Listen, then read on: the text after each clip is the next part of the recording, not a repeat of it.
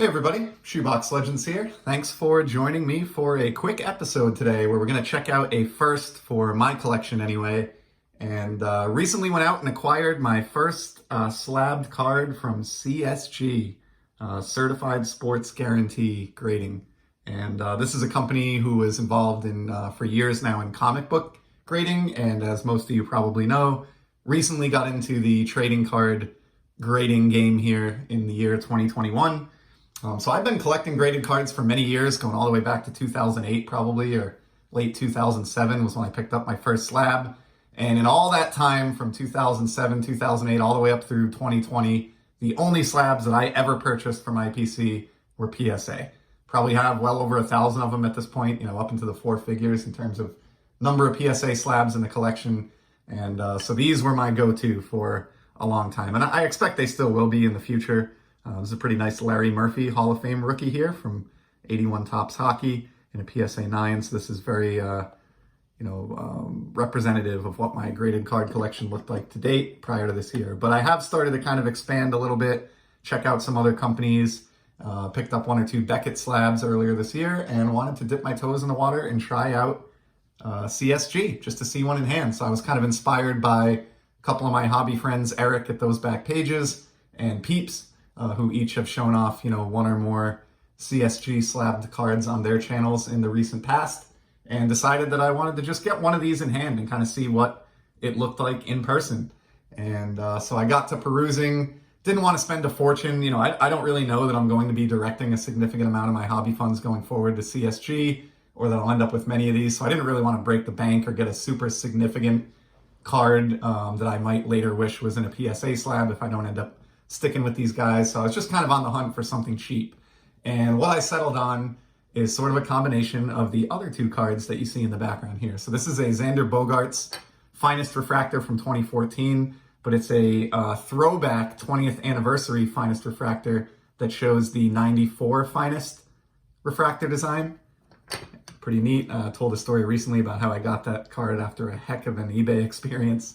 And then this Mark Grace from Ultra is a card that I pulled out of a $1 baseball repack recently.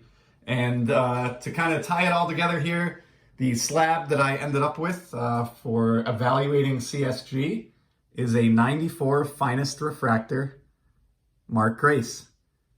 And man, these early Finest Refractors are just amazing cards. I've talked about many types of refractors here in the early history of this channel, but it's easy to see why the 93 and 94 and now even, the 95 and 96 are catching up. Refractors are kind of gaining ground in popularity nonstop, and they've only ever gone up in price in all the time that I've been involved in the hobby. The 93s are outrageous now, but even the 94s are quickly catching up. And so I settled on this card for a few reasons.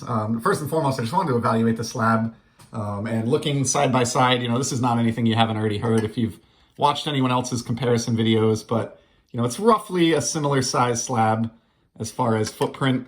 It's nearly identical as far as length and width.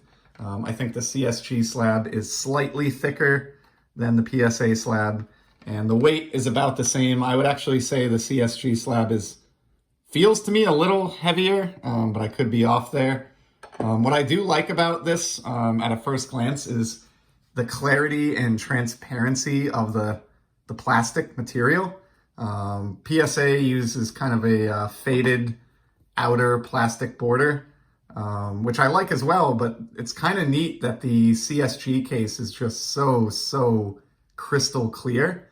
It has kind of a neat vibe to it in that sense. I think it does a good job of presenting the card, especially something shiny like this. And then secondly, and this is definitely something that I took from my buddy Peeps when I was trying to pick out a card to evaluate here, wanted to get something with a lot of green in it. So the CSG label itself in the upper right, you can see there is predominantly green. That is the case for all of their slabs. This is not like a flip that is green to match this card. All of their flips are green, no matter what card you send in. So I wanted to find a card that had a good amount of green in it, just to kind of match the flip and present a nice overall aesthetic. So that was another reason that I chose this one. And then lastly, Mark Grace is a fan favorite and a very underrated player. He's not a Hall of Famer. If he was, I wouldn't have been able to afford this slab at the price that I got it at. but he was a damn good player. And of course, the famous trivia fact that I always hear about Mark Grace that really makes you realize what an underrated player he was. He had more hits in the decade of the 1990s than any other player in baseball. So if you ask someone who didn't know that fact, who had the most hits of the 90s, they'd probably guess, Ken Griffey Jr., Frank Thomas, Barry Bonds, one of those types of guys. But no, in actuality, it was Mark Grace who accumulated more hits in Major League Baseball than any other player in the 90s. So just a fantastic looking card here. Here's a look at the back. Really happy with this slab.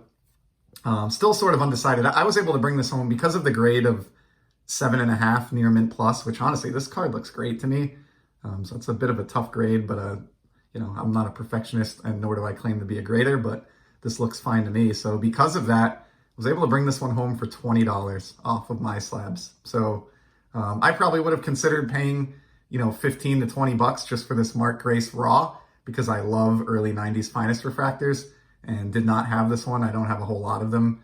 Wish I had more, but happy to have Mark Grace in the collection. So this was a fun way to kind of evaluate CSG without spending a lot of money. I didn't spend any more on this Grace card than I would on a retail blaster, and got to kind of feel the slab in hand, hold it, get a sense of what they're like. And I have to say, while I still think my temptation will be to lean towards PSA, especially for really valuable cards or until CSG gets a little more established in the market, I really dig the CSG slab, and I could definitely see opportunities for myself to sort of augment my PSA slab collection with some of these new slabs from CSG. So there's my short and dirty review of CSG, sponsored by a 94 finest Mark Grace refractor. Appreciate you sticking with me. And if you've picked up any CSG slabs, or if you have an opinion on them as a grading company or any experience with them in the early going here, I'd certainly love to hear about it in the comments below. And whether or not that's the case, I certainly appreciate you taking a few minutes to give this a watch. And I will be back in the near future with some more sports card content. Take care.